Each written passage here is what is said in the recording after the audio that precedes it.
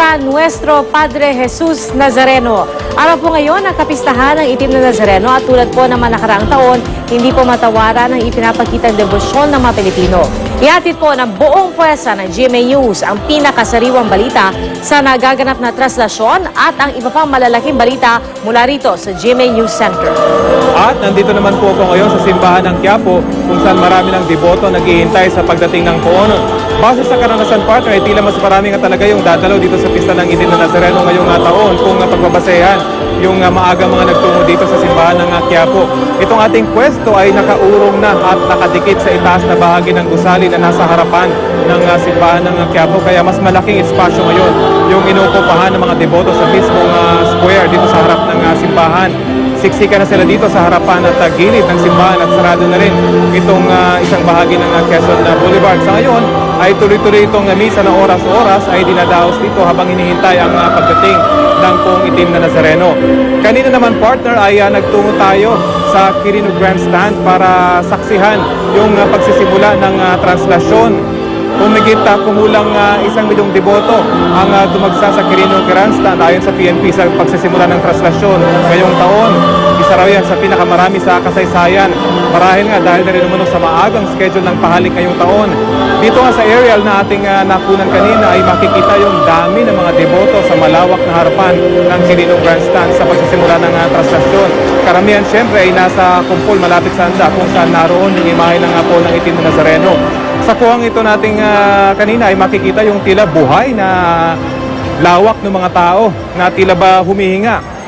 Maya't maya yung maalon yung bulto ng deboto na lumalapit sa anda at nagpupumilit na makahawak sa lubid na siya namang humihila sa sasakyan kung saan naroon nga ang Poong Itim na Nazareno.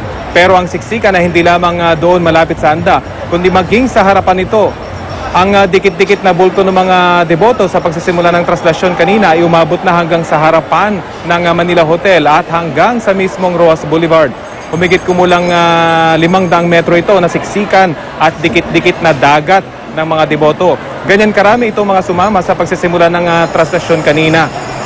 Pero marami rin yung mga nagpaiwan na sa Quirino Grandstand. Karamihan sa mga ito ay nakalapit na at nakapahid na ng kanilang panyo sa imahe ng Itim na Poong Nazareno. Pero yung ibang nakita natin mula sa ating aerial shot kanina ay nagkasya na lamang sa pagtanaw sa alon ng mga tao habang unti-unti itong umuusad kanina palabas ng Quirino Grandstand. Samantala, dito naman sa Quiapo Church ay nag-ikot din tayo para kumustahin yung ating mga kababayang maagang dumagsa at narito ang aking report. 4 na oras na mula na magsimula yung translasyon at alis yung Poong ng Itim na Nazareno mula sa Quirino Grandstand. Pero ngayon pa lang ay punong-puno na ng tao itong harapan ng simbahan ng Quiapo, bagamat gabi pa inaasahang darating dito yung Poon.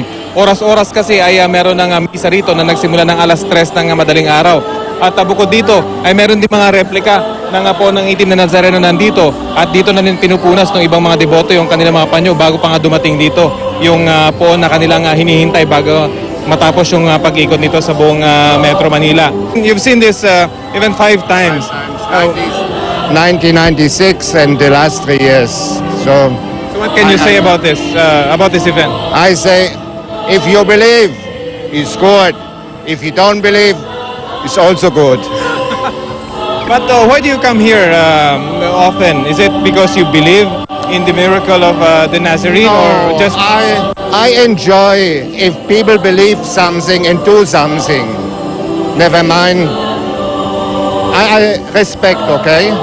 And I enjoy to stay now here and watch the peoples.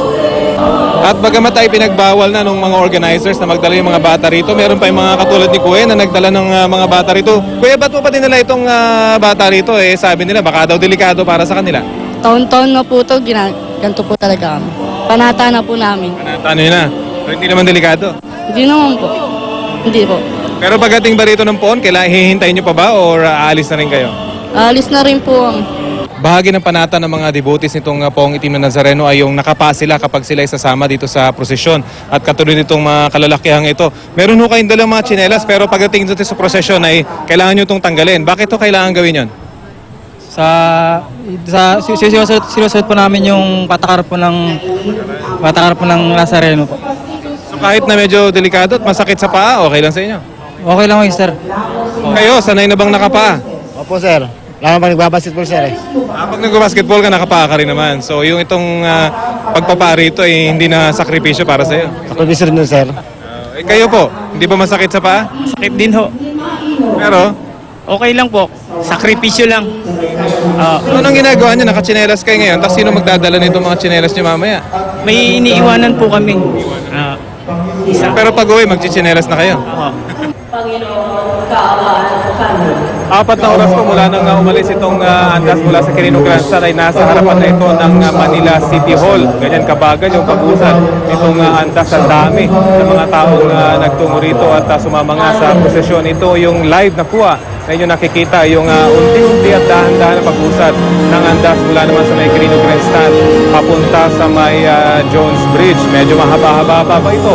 At samantala nangyayari yan ay tuloy-tuloy naman yung pagdating pa rin ng mga tao dito sa may Quirino, dito sa may Quiapo Church.